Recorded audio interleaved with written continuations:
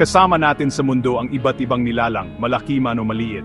Pero may ilan na mas nakakapukaw ng ating kuryosidad.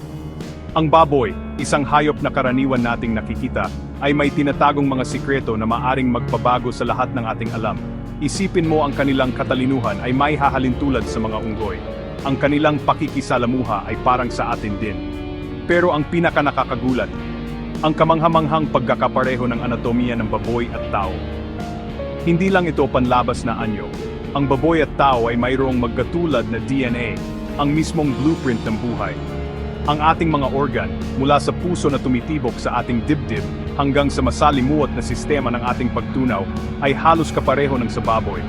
Ang misteryosong pagkakatulad na ito ay nagtutulak sa mga siyentipiko na maghanap ng mga kasagutan sa kasaysayan ng ating planeta.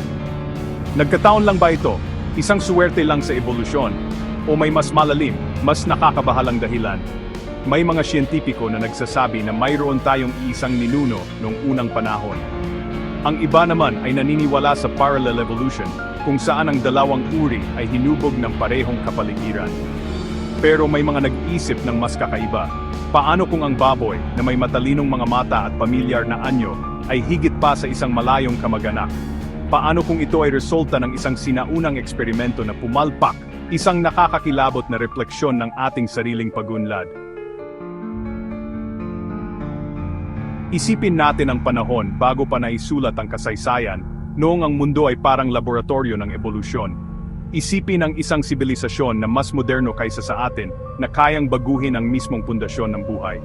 Ang mga nilalang na ito, dahil sa kuryosidad o mas malalim na dahilan, ay tiningnan ng mundo at nakita ang napakaraming posibilidad.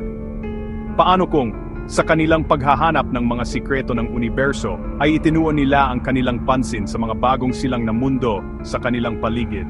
Paano kung sinubukan nilang baguhin ang mismong esensya ng buhay, pinagdugtong ang mga genes, pinag-iba ang DNA, at lumikha ng bago at kakaibang mga nilalang? Maari kayang ang baboy, na may kakaibang pagkakahawig sa tao, ay resulta ng ganitong eksperimento? Bagamat parang katang-isip lamang, hindi ito lubos na imposible. Tayong mga tao, kahit na bata pa sa larangan ng agam, ay nagsisimula ng matuklasan ang mga sikreto ng genetic engineering.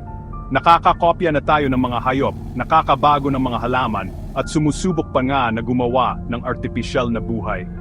Mahirap bang isipin na ang isang sibilisasyon na mas matanda, mas moderno, ay nakagawa ng mga bagay na pinapangarap pa lang natin? Ang mga ebidensya, kahit hindi direktang patunay, ay nakakahikayat. Ang mabilis na ebolusyon ng baboy, ang kahangahangang kakayahan nitong umangkop, at ang nakakagulat na pagkakapareho ng genes nito sa tao, ay pawang nagtuturo sa isang pinagmulan na nababalot ng misteryo. Maari kayang ang simpleng baboy, isang hayop na bahagi ng ating buhay, ay may hawak ng susi para maunawaan natin ang ating sariling pag-iral.